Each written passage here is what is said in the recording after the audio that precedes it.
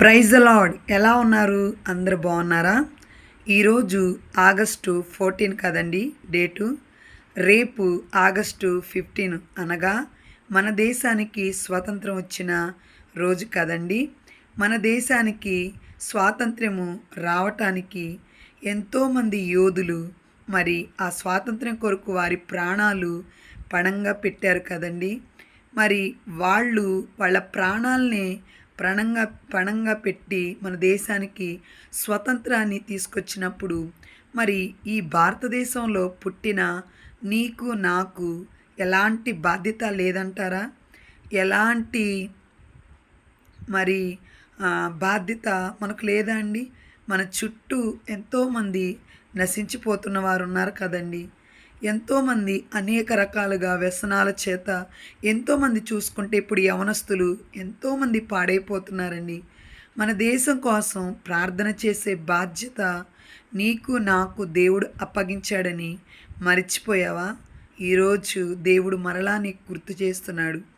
మరి పరిశుద్ధ లేఖనంలో చూసుకుంటే నీవు సుఖముగాను నెమ్మదిగాను సంతోషముగాను బ్రతుకున్నట్లుగా రాజుల కొరకు అధికారుల కొరకు నీ చుట్టూ ఉన్న మనుషులందరి కొరకు ప్రార్థన చేయమని యేసుక్రీస్తు పరిశుద్ధ లేఖనం ద్వారా మరి మనకి చెప్పి ఉన్నాడు కదండి.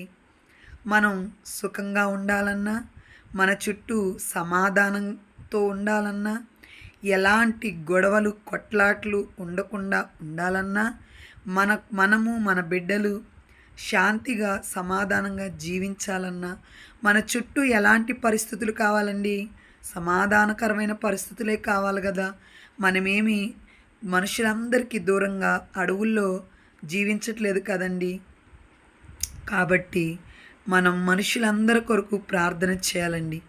రేపు అనగా ఆగస్టు 15 డేట్లో ఎంతోమంది సంఘాల్లో మరి దైవ సేవకులు ప్రార్థనలు పెడుతున్నారు కదా. మీకు మీ గ్రామంలో మీకు సమీపంలో ఏ మందిరాలైతే మీకు దగ్గరగా ఉన్నాయో ఆ మందిరాలకు మీకు వీలైతే ఉపవాసం ఉండి మరి మన దేశం కోసం ఒక్కరోజైనా ప్రార్థన చేయాలని నేను కోరుకుంటున్నానండి. మనం చేసే ప్రార్థన నేను చేస్తే మారిపోతారా? ఈ ఒక్కరోజు చేస్తే మన దేశం అంతా మార్చబడుతుందా? మా చుట్టూ ఉన్న పరిస్థితులు మారిపోతాయా అని నువ్వు అనుకుంటున్నావా? లేదండి. మనమందరం కలిసి ప్రార్థన చేస్తున్నప్పుడు ఆకాశము నుండి ఆ దేవుడు ఆలకించి మన దేశాన్ని స్వస్థపరిచి మన దేశాన్ని రక్షిస్తాడని